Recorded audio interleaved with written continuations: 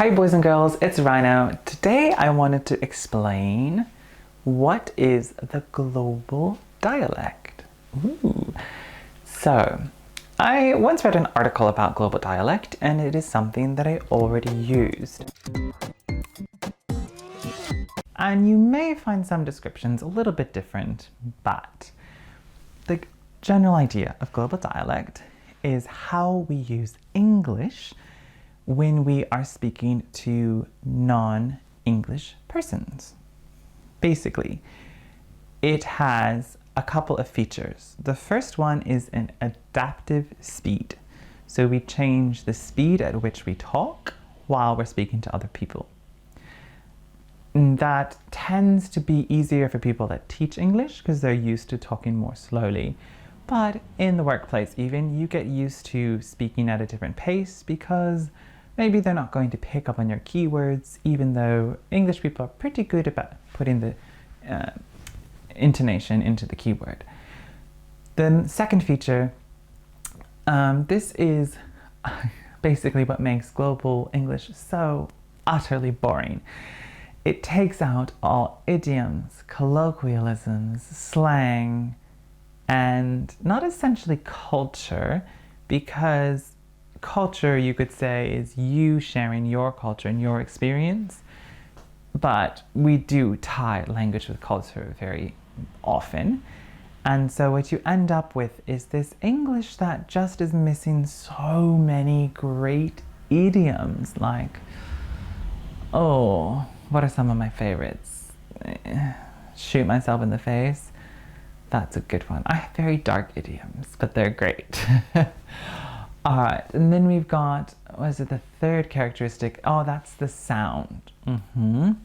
So when we're doing a global English sound, we tend to really overpronounce everything. We tend to try to avoid kind of our normal dialects, or, you know, when I was living in New Zealand, the New Zealand dialect is really quite different from what people are used to hearing. So I don't use any of those sounds or terms I picked up there because basically I wouldn't be understood. So that's the whole point of global English, or this global dialect. It's similar to what you might want to call continental English, European English. It's just a way for us to bridge the communication barrier. Now, what's very interesting is I think it actually does a little bit of a disservice to people learning English, and that is because you're going to hear English with hundreds, if not thousands, of different accents. Now, accent is the sound, dialect is the sound plus the words, as I learned in linguistics with a definition, but in general what I'm talking about is the sound, because people that are used to hearing only global English, for example, in my town, we had 3 people. One was from Russia, one was from Germany, and one was from Italy, and then me and an Australian. So me and the Australian, we could understand each other, and we could understand everybody else that was speaking English. And the Italian could mostly understand everybody, but the German and the Russian girls couldn't understand the Italian because they couldn't understand his accent. It was too strong.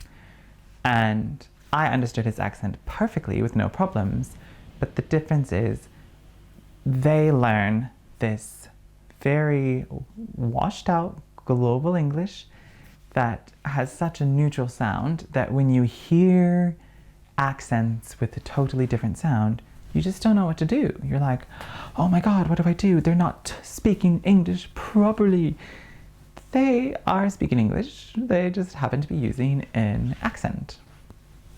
That's all, yeah. And in general, that just means that those girls need to practice listening a little more. And that's it. You just have to practice listening and you'll get more well acquainted with other accents. But in general, a native speaker, or even a very good speaker of English, is able to switch between dialects. And the reason I think it's really important to talk about dialects and study dialects is because it is going to allow you to sound more natural.